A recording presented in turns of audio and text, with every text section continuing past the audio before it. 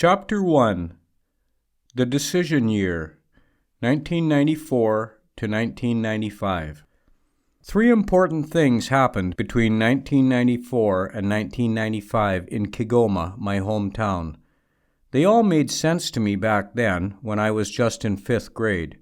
I was a 13-year-old boy, ambitious, determined, dedicated, and a true believer that everything is possible. Fast forward 23 years later.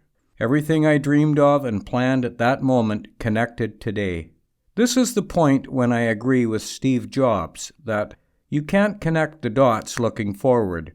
You can only connect them looking backwards. So you have to trust that the dots will somehow connect in the future. You have to trust in something, your gut, destiny, life, karma, whatever. This approach has never let me down, and it has made all the difference in my life. Assassination of Melchior Ndadaye, October 1993. Melchior Ndadaye was the first democratically elected president of Burundi. He was also the first Hutu to hold the office. Unfortunately, he stayed in the office for about 4 months and was then assassinated on October 21, 1993. Ndadaye's assassination brought genocide in Burundi, a severe civil war between Hutu and Tutsi. There was a big influx of refugees from Burundi into surrounding countries. The majority of the refugees fled to Tanzania. My hometown, Kigoma, being closer to Burundi, became the refugee hosting community in Tanzania. There were thousands of refugees in Lake Tanganyika soccer stadium, and refugee camps were opened. I was an altar boy at the Catholic Cathedral Church in Kigoma. Our home is like 100 meters from the church. There were holy masses to pray for peace in Burundi and those who are running to save their lives. I helped to serve on most of these masses. We saw and experienced the impact of war.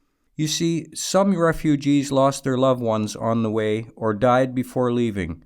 They lost their property, kids had to quit school, and they had to relocate to a completely new area.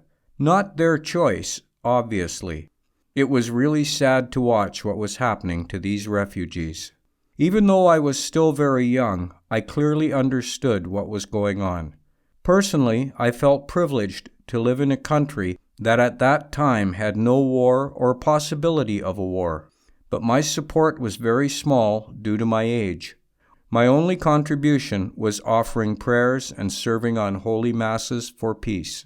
In any severe conflict like that, international communities intervene to provide support. The United Nations and all agencies came to Kigoma. The whole town was occupied by United Nations vehicles, staff, and resources for support. UNHCR, the United Nations Refugee Agency, had a big impact on refugees. They created camps, organized medical supplies, food, security, and so forth, in collaboration with other organizations like WFP, FAO, UNICEF, Red Cross, Caritas, etc. Thousands of people in Kigoma got employed and others volunteered to help. It brought all people together, seeing your neighbor in such serious trouble. As months went on, war in Burundi became serious. More refugees arrived in Kigoma. In 1994, it was like the peak of the war and a highest influx of refugees in Kigoma. More support from various organizations and peace process started in Burundi. Still, I couldn't help much. The price of being young, I felt hopeless. It was at this moment I made a career decision, what I would like to do when I grew up. I don't know whether it was childish mind or what. What I recall, I was very serious with what I decided.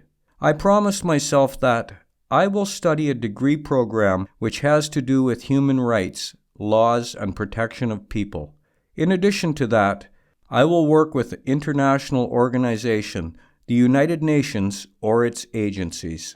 Years later, when I was in college, University of Dar es Salaam, I studied a bachelor's degree in political science and language studies.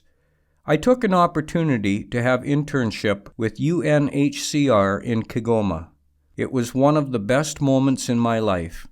Entering into a UN agency office to work on what I believed, to serve people who suffered a lot from the effects of civil war. It was a dream come true situation. Every day I wake up excited to go to learn more and to do my job well.